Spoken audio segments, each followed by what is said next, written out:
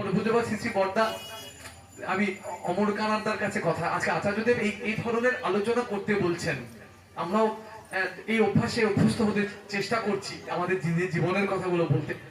সত্যি অমর মানসিক চেঞ্জ মন্দিরের ইনচার্জ অমরদার কাছে শুনেছি, তা অমরদার শ্রী শ্রী বর্দা সান্নিধ্যে তিনি কিছুদিন ছিলেন দেওঘরে। অমরদাকে আপনারা অনেক কম বেশি অনেকেই প্রায় চেনেন।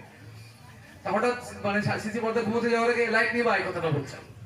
সাধারণ কথা, লাইট নেবা মানে লাইটটা সুইচটা কেউ নেবাবে, তো সেটা যে কেউ এসে নেবাতে পারে, আমার তো তাই মনে হয় যে কেউ নেবাতে পারে। বা লাইট নেবানোর আবার নিয়ম আছে এরকমও জানা ছিল না। ঠাকুরকে এলাম কেন, আমরা সৎসঙ্গে দীক্ষা নিলাম কেন? অমরদা বলছেন আমি তাড়াতাড়ি গিয়ে পর্দার লাইটটা নিভিয়েছি। নিভিয়ে দুটো দোষ করেছি, একটা হচ্ছে লাইট নেবানোর উনি বলেছেন সঞ্জীব মন্ডল থেকে, ওনারই প্রতিদিন রাত্রে লাইট নেবানোর কথা। এই এত নিয়মের এই যে শৃঙ্খলাবদ্ধ একটা জীবন, প্রতিদিন রাত্রে শ্রী শ্রী বর্দা ঘুমোতে যান, লাইট নেবা কথাটা বললেই সঞ্জীব মন্ডল দা এসে লাইট নেবান। আর সঞ্জীবদা আসার আগে অমরদা বাইরে থেকে নতুন গেছে তো আগ্রহ বেশি, উদ্দীপনা বেশি, ঠাকুর বাড়িতে নতুন আছেন, গিয়ে লাইটটা নিভিয়েছেন। এই একটা ভুল, আরেকটা হচ্ছে সুইচটাতে বন্ধ করতে গিয়ে আওয়াজ হয়েছে।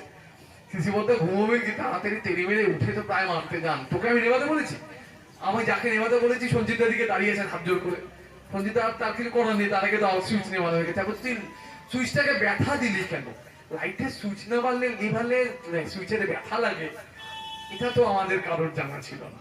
ঠাকুরকে না পেলে আমরা বুঝতে ভাবতেই পারতাম না, আজও অনুভব করতে পারি না, কিন্তু কথাগুলো অন্তত শুনেছি। নকিং হয়, সুইচটা নেবাতে গিয়ে এখনো আওয়াজ হয়ে যায়, কিন্তু পা যাওয়ার আওয়াজ হলো একবার অন্তত মনে হয় না দেখি না শ্রী বর্দা যেমন করে বলেছেন, সুইচটা যেমন করে তিনি নেভাতে চাইছেন।